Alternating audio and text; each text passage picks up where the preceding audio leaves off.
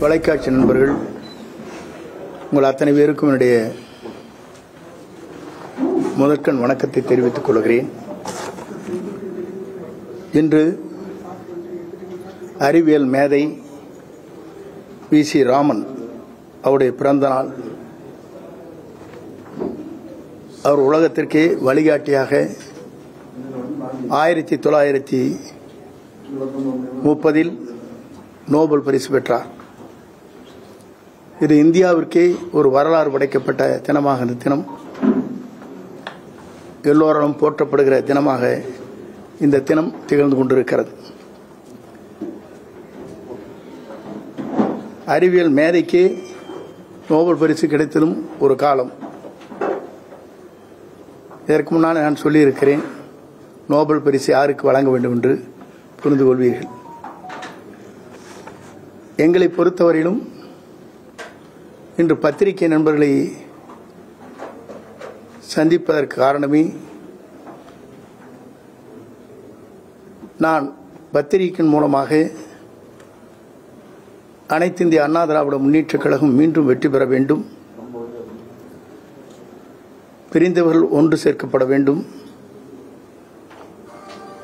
மற்றும் தங்களுடைய பல பேர் அமைதியாக இருக்கின்றவர்கள் இணைக்கப்பட வேண்டும். அப்படி வருகிற போதுதான் புரட்சித் தலைவர் அம்மாவுடைய கனவை மீண்டும் தமிழகத்திலே உருவாக்குவதற்கு அது ஏதுவாக இருக்கும் என்று கருத்துக்களை நான் வெளியிட்டேன். அதற்கு பிறகு என்னை கழக பொறுப்பிலிருந்து விலக்கப்பட்டது. ஆனால் புரட்சித் தலைவர் அம்மா காலத்தில் 2009 இன்றைய பொதுச் செயலாளரையே கழகத்தில் அனைத்து பணிகளும் விளக்கினார்கள். அதேபோல 2012 அம்மா ஆட்சியில் இருக்கிற போது என்னையும் கழக பணியிலிருந்து விளக்கினார்கள். ஆனால் அதற்கு பிறகு அம்மா அவர்கள் நம்மை சுற்றி இருக்கின்ற யாரையும் விளக்கவில்லை, அவர்களை அரவணைத்து சென்ற வரலாறுகள் இருக்கிறது. இன்றைக்கு அந்த நிலை இல்லை. யார் நம்மிடத்தில் பேசினாலும் கூட உடனடியாக நடவடிக்கை எடுக்கின்ற நிலை. இது இயக்கத்தை பலவீனப்படுத்துவது மட்டுமல்ல, தன்னை சுற்றி இருக்கின்றவர்களை பலவீனப்படுத்துகிற போது அது யார் செய்கிறார்களோ அவரும் பலவீனம் அடைகிறார்கள். இதுதான் வரலாறு. நான் கூறியது அன்றைக்கு தெளிவாக பத்திரிகை நண்பர்களுக்கு சொல்லியது, கருணாகர் என்ற சட்டமன்ற உறுப்பினர் பல்லாவரத்தை சார்ந்தவர், திராவிட முன்னேற்ற கழகத்தை சார்ந்தவர். அவருடைய மருமகள் அங்கே இருக்கின்ற பணியாற்றுகின்ற பணியாளருக்கும் ஏற்பட்ட நிலையை தமிழ்நாடு முழுவதும் ஆர்ப்பாட்டத்தை நாம் நடத்தினோம். அதற்கு பிறகு நாம் என்ன சொன்னோம் என்று சொன்னால், இதற்கு சிபிஐ விசாரணை தேவை என்று வலியுறுத்தினோம். எதற்கெல்லாம் சிபிஐ விசாரணை வேண்டும் என்று நாம் வலியுறுத்தி கொண்டிருக்கிற போது, கொடநாட்டிலே நடைபெற்ற கொலைகளை பற்றி இதுவரையிலும் குரல் கொடுக்கப்பட்டிருக்கிறதா? எதற்கெடுத்தாலும் சிபிஐ. ஆனால் நம்மை வாழ வைத்த, அங்கே வாழ்ந்து கொண்டிருந்த புரட்சித் தலைவர் அம்மாவுடைய அந்த கொடநாட்டில் ஏற்பட்டிருக்கிற கொள்ளைக்கு ஒரு நாளாவது சிபிஐ விசாரணை வேண்டும் என்று குரல் கொடுக்கப்பட்டிருக்கிறதா என்பதை நான் தெரிந்து கொள்ள விரும்புகிறேன். ஏனென்று சொன்னால், பி டீம் என்று என்னை பற்றி சொன்னார்கள். யார் பி டீமாக இருக்கிறார் என்பது இதன் மூலமாக நீங்கள் புரிந்து கொள்ள வேண்டும். அது மட்டுமல்ல, 3 முறை அம்மா இருக்கின்ற போதும், அம்மா மறைவுக்கு பிறகும் ஓபிஎஸ்ஐ மட்டும்தான் முதலமைச்சராக அறையில் அமர்த்தினார்கள். ஏன் உங்களை அமர்த்தவில்லை முதலமைச்சராக என்ற கேள்வி நான் இங்கே கேட்க விரும்புகிறேன். ஏனென்று சொன்னால், நான் முதலமைச்சர் ஆனதற்கு பிறகுதான் இவருக்கு அமைச்சரவை இடம் தந்தேன் என்று சொன்னார்கள். எங்களை போன்றவர் இவர் முன்மொழிவில்லை என்று சொன்னால் இவர் முதலமைச்சரே ஆயிருக்க முடியாது. இவர் அம்மா மூலமாக 3 முறை முதலமைச்சரானவர் OPS. ஆனால் இவரை பொறுத்தவரையும் கொல்லப்புற வழியாக முதலமைச்சரான என்பது நாடறிந்த ஒன்று. நான் எதற்காக சொல்கிறேன் சொன்னால், இன்று என்னை கொச்சைப்படுத்துவதற்கு நான் தான் அவருக்கு அமைச்சர்கள் இடம் தந்தேன் என்று சொல்வது வேதனை அளிக்கக்கூடிய ஒன்றாக இருக்கிறது. கடந்த காலத்தை நான் சொல்ல விரும்பவில்லை, அது சொல்வதும் சரியாக இருக்காது. நான் ஆரம்பிக்க வேண்டும் என்று சொன்னால் 89 81 ஆரம்பிக்கலாம். ஆனால் அதை நான் விரும்பவில்லை. ஏனென்று சொன்னால், ஒரு தகுதியான இடத்திற்கு வந்ததற்கு பிறகு ஒருவரை பற்றி விமர்சனம் செய்வது ஜனநாயக மரபாக இருக்காது. என்னை இவர் சொல்லியிருக்கிறார், இந்த தொகுதியை பொறுத்தவரை 45 ஆண்டு காலம் சிற்றரசை போல வாழ்ந்தாரை தவிர மக்களுக்கு எந்த பணியும் ஆற்றவில்லை என்று சொல்லியிருக்கிறார்.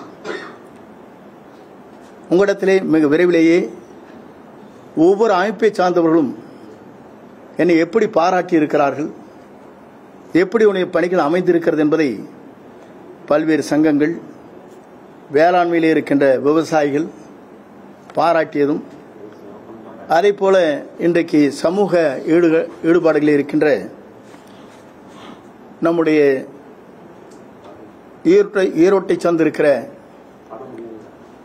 பல்வேறு சமூக அமைப்புகள் பாராட்டி கடிதங்கள் எனக்கு எழுப்பப்பட்டிருக்கிறது.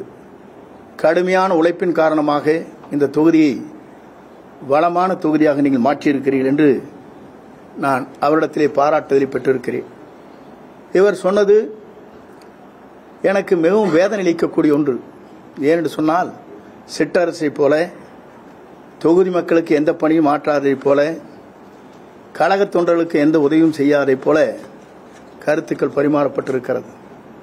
எத்தனை பேர் ஒன்றிய சேர்மனாக, நகர்மன்ற தலைவராக, அதே நேரத்தில் வழக்கறிஞர் உடைய சட்ட நிபுணர்களாக நியமிக்கப்பட்ட வரலாறும் இந்த தொகுதியில் இருக்கிறது. ஊராட்சி மன்ற தலைவர்களாக இன்றைக்கு அவர்கள் எங்கு வேண்டுமானாலும் செல்லலாம். அது ஜனநாயகம் முறைப்படி அவர்களுக்கு அவருடைய கருத்துக்களை பரிமாறுவதற்கு அவர்கள் எங்கு வேண்டுமானாலும் சென்று எங்கு வேண்டுமானாலும் சென்று கருத்துக்களை பரிமாறலாம்.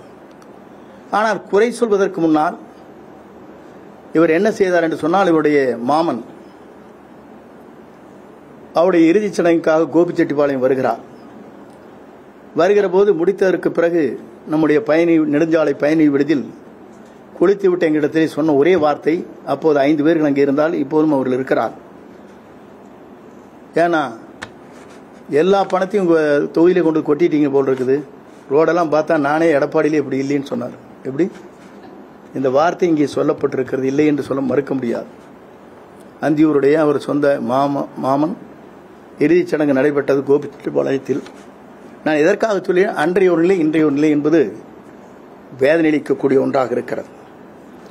அது மட்டுமல்ல, நாடாளுமன்ற தேர்தலில் நீங்கள் பார்த்திருக்கக்கூடும், எந்த நமக்காக உதவி செய்தார்களோ, எந்த காலகட்டத்தில் நமக்காக வழிவகை செய்தார்களோ அவரெல்லாம் மறந்து அவர்களுக்கு நிற்பதற்கு அனுமதி வழங்காமல் புதிதாக வேறு கட்சியில் இருந்தவர்கள் பணம் செலவு செய்தால் போதும் என்று அவர்களுக்கு நாடாளுமன்ற நிற்பதற்கு அனுமதி வழங்கியவர் யார்? இதையெல்லாம் மக்கள் இன்றைக்கு கூர்ந்து கவனித்துக் கொண்டிருக்கிறார் என்பதை நீங்கள் மறந்துவிடக்கூடாது.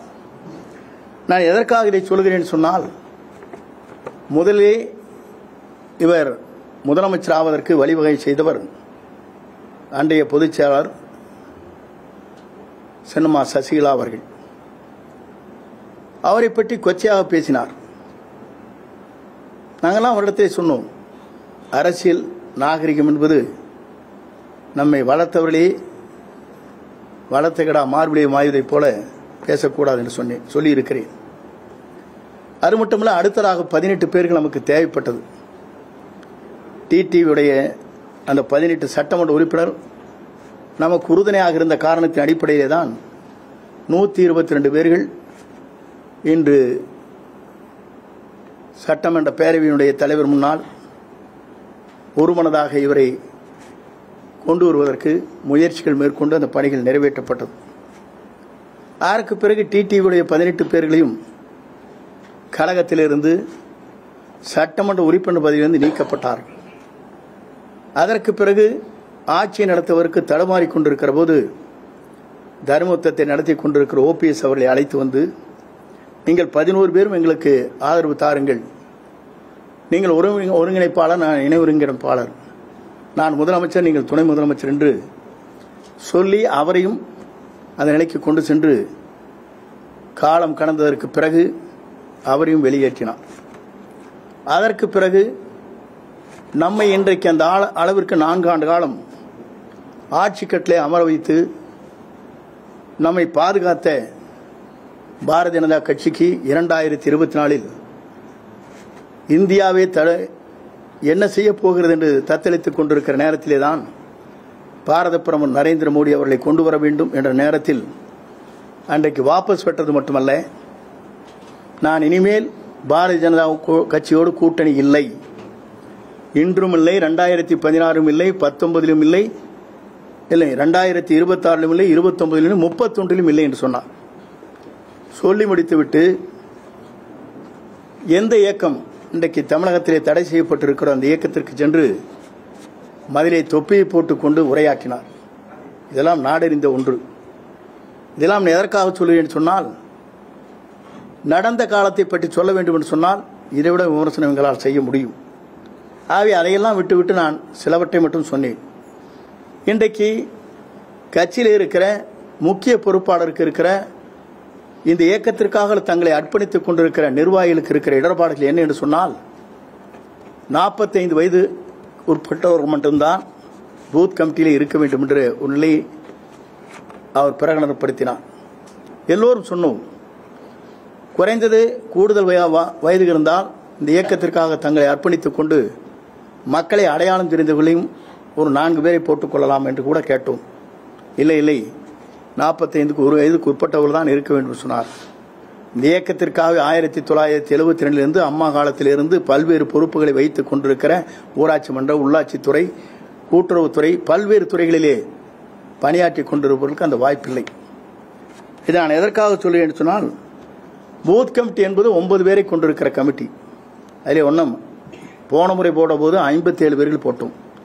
இன்று முறை 9ஓடு சேர்ந்து 4 பேரையும் சேர்த்து போட்டிருக்கலாம், வயது வரம்பில்லாமல். அவர்தான் இந்த மக்களை சந்திக்க முடியும், மக்களை அடையாளம் காட்ட முடியும். அதையெல்லாம் நாங்கள் எடுத்து சொன்னோம். அதற்கு பிறகு இவருடைய நிலைகள் நாங்கள் எண்ணி பார்க்கின்ற போதுதான் ஒருவர் தன்னை சுற்றி இருக்கிறவனை பலவீனப்படுத்துவது, அதன் மூலமாக அவர்களே பலவீனம் அடைகிறார்கள். அதுதான் வரலாறு. அது மட்டுமல்ல, நாம் பார்க்கின்ற போது நாம் ஒன்றை சொன்னோம். நாமக்கல்லில் நடைபெற்ற நிகழ்ச்சியில் பெரிய கட்சி கொடி பறக்குது, பிள்ளையார் சொல்லி போட்டாகிவிட்டது என்று நாம் சொன்னதற்கு பிறகு நேற்றைய முன்தினம் நிலை என்ன ஏற்பட்டிருக்கிறது என்பதை நீங்கள் அறிவீர்கள். நான் இதெல்லாம் எதற்காக சொல்கிறேன் சொன்னால், நம்முடைய பலன் என்ன? நாம் ஒருங்கிணைந்து ஒற்றுமையுணர்வோடு நாம் இணைகிற போது நம்மை நாடி வருவார்கள், நாம் மற்றவர்கள் நாடி செல்ல தேவையில்லை. இதுதான் வரலாறு. புரட்சித் தலைவராக இருந்தாலும் சரி, புரட்சித் தலைவர் அம்மாவாக இருந்தாலும் இந்த வரலாற்றை அனைத்து இந்திய அண்ணா திராவிட முன்னேற்ற கழகத்திலே படைத்தார் என்பதை மறந்துவிடக்கூடாது. ஒருவர் முன்னேற வேண்டும் என்றால் தன் கால்களிலே நடந்து செல்ல வேண்டும். ஒருவர் முன்னேற வேண்டும் என்று சொன்னால் தன் காலிலே நடந்து செல்ல வேண்டும், பிறர் முதுகிலே ஏறி சவாரி செய்யக்கூடாது. ஆகவே பிற முதுகிலே சென்று சவாரி செய்யலாம் என்று கனவு கண்டால் இது போன்ற நிலைதான் ஏற்படும். ஆகவே என் கருத்துக்களை சொல்லியிருக்கிறேன். இல்லை, அதை விட ஒன்று சொல்லிடுறேன். திராவிட முன்னேற்ற கழகத்தை பொறுத்தவரையும் என்னை பி டீம் என்று சொன்னார். சொல்வதற்கே தகுதியில்லை. நான் யாரையும் விமர்சனம் செய்வதில்லை, உங்களுக்கு எல்லாம் தெரியும். பத்திரிகை பல ஆண்டு காலமாக நீங்கள் பார்த்திருக்கக்கூடும். எந்த கட்சியாக இருந்தாலும் தனி மனிதனாக இருந்தாலும் என்னை பொறுத்தவரையிலும் கடுமையான விமர்சனத்தை நான் என்றைக்கும் செய்ததில்லை என்பதை நீங்கள் அறிவீர்கள். இவர் இந்த இயக்கம் சரியாக இருக்க வேண்டும் என்று நினைத்திருந்தால் சட்டமன்றத்தில் 42 நாட்கள் நடைபெறுகிற சட்டமன்றத்தில் அவருக்கு பின்னால் நான் அமர்ந்து கொண்டிருக்கிறேன். ஒரு வார்த்தை திரும்பி என்ன குறை இருக்கிறது வாருங்கள் என்று அழைக்கப்படவில்லை. அது மட்டுமல்ல, இங்கே மேட்டுப்பாளையத்தில் முதல் கூட்டம் நடைபெறுகிற போதே இந்த வழியாக சென்று வரவேற்பையும் தந்தார்கள். அன்றைக்கும் அழைக்கப்படவில்லை. இதையெல்லாம் எதற்காக நினைவூட்டுகிறேன் என்று சொன்னால், இந்த இயக்கம் வலிமையாக இருக்க வேண்டும் என்று சொன்னால் கருத்துக்கள் பரிமாறுவது என்பது ஜனநாயக உரிமை. அந்த ஜனநாயக உரிமையை இன்று இவர்களால் இடர்படுகிறது என்று சொன்னால் எவ்வளவு வேதனை அளிக்கக்கூடிய ஒன்றாக இருக்கிறது என்பதை நான் இந்த நேரத்தில் சுட்டிக்காட்ட விரும்புகிறேன். அதை வருகின்றிருக்கிற பத்திரிகை நண்பர்களை பொறுத்தவரையிலும் என்னை பொறுத்தவரையிலும் இந்த இயக்கம் வலிமையாக இருக்க வேண்டும் என்பதுதான். இன்னைக்கு 14 பேர் நீக்கியிருக்காங்க. இன்னைக்கு 500-1000 பேர் வந்திருக்காங்க. எல்லாம் பட்டு பேரை போட்டிங்கன்னா வந்துடும், அதுவும் வந்துடும் நாளைக்கு. இப்படியே நீக்கி கொண்டிருந்தால் என்ன நிலை ஏற்படும்? எல்லாரும் நிர்வாகி தான் வந்திருக்கலாம், வெளியிருக்காங்க. அப்படி வருகிற போது நாளொரு மேனியும் பொழுதுடனமாக முழுநவு தேய்ந்து போய் அமாவாசை ஆகிவிடும். ஒரு இயக்கத்தை காக்க வேண்டும் என்று சொன்னால், ஒருவர் குரல் கொடுக்கிறார் என்று சொன்னால் அதற்கு என்ன காரணம் என்று பல நிர்வாகிகளை வைத்து பேசியிருக்க வேண்டும். அதையும் செய்யவில்லை. தானும் அதற்கு குரல் கொடுக்கவில்லை.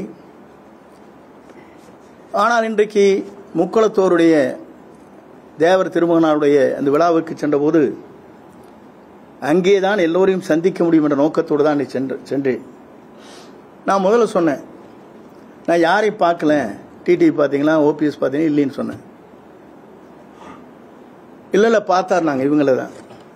நான் ஹோம் மினிஸ்டர் பார்த்தேன்னு சொன்னேன். அவர் எங்கேயா போய் பார்க்குறாரு? நிதியமைச்சர் எங்கே போய் பார்க்குறாங்க? இங்கே நிர்மலா பெரியசாமி கூட பார்க்க முடியாது இவரால், அவர் எங்கே போய் பார்க்குறாங்க? இது எதற்காக சொல்லி என்று சொன்னால், அழைத்தார்கள், சென்றேன், பார்த்தேன் என்று சொன்னாலும் கூட இல்லை என்று சொன்னார்கள்.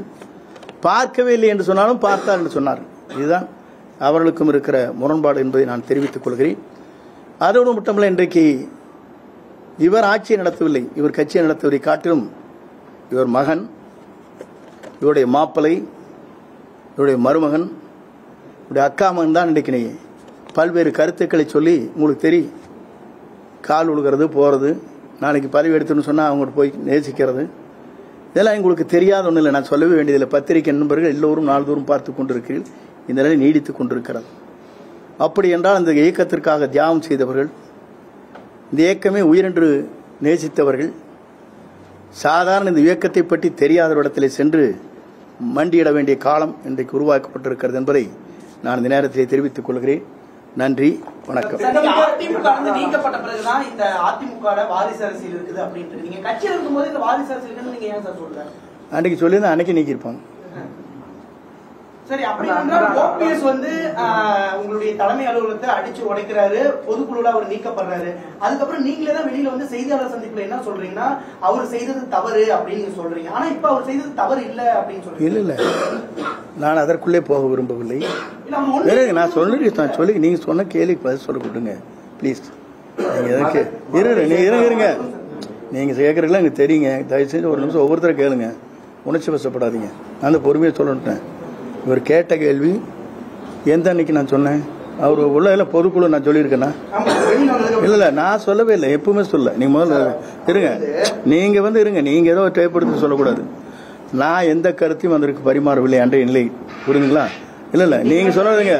இல்ல இல்ல இல்ல இல்ல இல்ல இல்ல செய்யக்கூடாது அப்படின்னு சொன்ன, ரைட்டு, ஓகே. ஆனா என்னுடைய ஒரே கேள்வி, இருங்க ஆப் பண்ணுங்க, என்னுடைய ஒரே கேள்வி, 1975 இந்த இயக்கத்திற்காக ஒரு பைலா போடப்பட்டது. பைலாவில் 43 பேராகிராஃபில் எந்த காலகட்டத்திலும் தொண்டரால் தேர்ந்தெடுக்கப்படுகிற அந்த விதிகளை மாற்றக்கூடாது என்று இந்த இயக்கத்தை உருவாக்கிய எந்த தலைவர் உருவாக்கினாரோ அதையே சுக்குநீராக உடைக்கப்பட்டிருக்கிறது, இதயத்தை பிளக்கப்பட்டிருக்கிறது என்பதை நீங்கள் புரிந்து கொண்டிருக்கிறீர்களா இல்லையா? அதிமுக கட்சியினுடைய சின்னங்களும் பயன்படுத்தக்கூடாதுன்னு சொல்லி அவங்க வந்து ஒரு அன்னைக்கு புகார் கொடுத்துருக்காங்க. இப்ப வந்து டிடிவி அவர்கள் தனி கட்சியில இருக்காரு. நீங்கள் வந்து தொண்டர்கள் உரிமை மீட்பு குழு அந்த குழுவை வந்து மறுபடியும் முன்னிறுத்தி கொண்டு போறீங்களா இல்ல தனி கட்சி தொடங்குறீங்களா சார்? பொறுத்திருந்து தான் பார்க்க வேண்டும். எடப்பாடி பழனிசாமிக்கு தொடர்பு இருக்குது நீங்க சந்தேகப்படுறீங்களா? குற்றச்சாட்டு இல்லை, என்னை பொறுத்தவரை யார் குற்றவாளி என்பதை தெரிந்து கொள்ள வேண்டும் இந்த நாடு என்பதுதான். அதற்கு ஏன் குரல் கொடுக்கவில்லை என்பதுதான். எல்லாம் சாதாரண ஒரு பெண் வீட்டு வேலை செய்கிற அந்த பெண்ணுக்கு கொடுக்கிற சிபிஐ வேண்டும் என்று குரல் கொடுக்கிறாரே, நம்மை காப்பாற்றி நம்மளை அடையாளம் காட்டி இவ்வளவு வளர்ச்சி உருவாக்கி இருக்கிற அம்மா வளர்ந்த இந்த இடத்தில் இது போன்ற நிலை ஏற்பட்டிருக்கிறதே, இதற்காக ஏன் சிபிஐ வேண்டும் என்று கேட்கவில்லை என்பதுதான் என்னுடைய கேள்வி.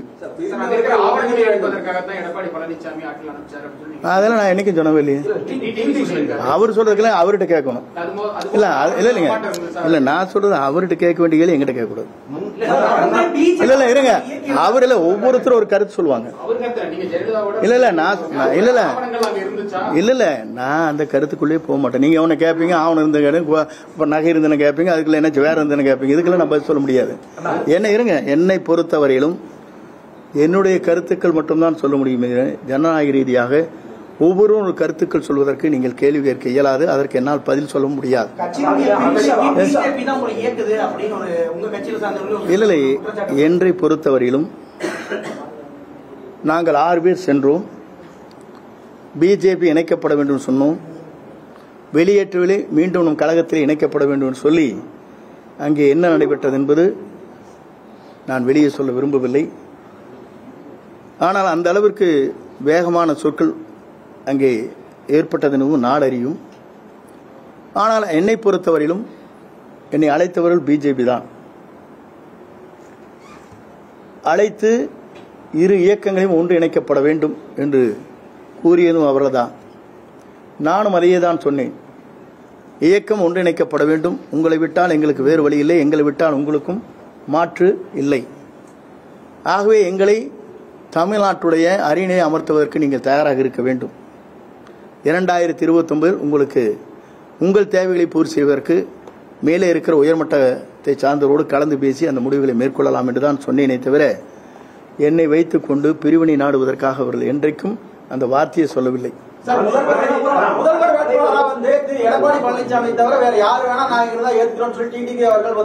அதுதானே நான் சொல்றேனுங்களே. நான் அவரெல்லாம் சொல்றதுக்கெல்லாம் எனக்கு கருத்து கேட்காதீங்க. என்னுடைய கருத்தை மட்டும் கேளுங்கள். எல்லாம் ஒருங்கிணைவா நான் நினைக்கிறேன். சில டிஸ்கஸ் பண்ணலாம். பிரிந்தவர் ஒன்று கூடுவது இல்லையா? இப்போ ஒரு வீட்டில் அடித்தடி நடத்தி சண்டை போட்டு அவங்கள ஒட்டுக்கு சேரது இல்லையா? இது ஒவ்வொருடைய கருத்துக்கள். அந்த கருத்துக்கள் நீங்க கேட்கக்கூடாது. பள்ளிக்கல்வித்துறை அமைச்சரா இருந்திருக்கீங்க. தற்பொழுது இந்த பள்ளிக்கல்வித்துறை சம்பந்தமா நீங்க ஒரு குறை கூட சொல்ல, ஒரு பதிவு கூட இது பண்ணல அப்படின்னு உங்க கட்சிக்காரர்களே குற்றம் சாட்டுறாங்க. இல்ல, பள்ளிக்கல்வித்துறையை பொறுத்தவரையிலும் என்னென்ன பேசியிருக்கிறேன் என்பது சட்டமன்ற பதிவேட்டில் இருக்கிறது. இன்றைக்கு கூட மகேஷ் அவர்கள் ஒரு புக்கை வெளியிடுகிற போது சொன்னார், உயர்கல்வியிலே பள்ளிக்கல்வித்துறையின் மூலமாக மாணவர் படித்ததன் காரணமாக 74% உயர்ந்திருக்கிறது என்று சொன்னார். நான் அப்போதே எழுந்து நின்று சொன்னேன், திருப்பி போட்டு விட்டீர்கள். 47% தான் தமிழ்நாட்டிலே உயர்கல்வியிலே இருக்கிறது. 74 திருப்பி போட்டு 47 இருந்ததே 74 மாற்றி விட்டீர் என்று கிண்டலாக சொன்னேன். இதுக்கு மேலே சொல்ல முடியாது. நீங்க வந்து மற்ற நாட்டை கொச்சைப்படுத்தி கேவலப்படுத்தி பேசும் பழக்கம் எனக்கு இல்லை.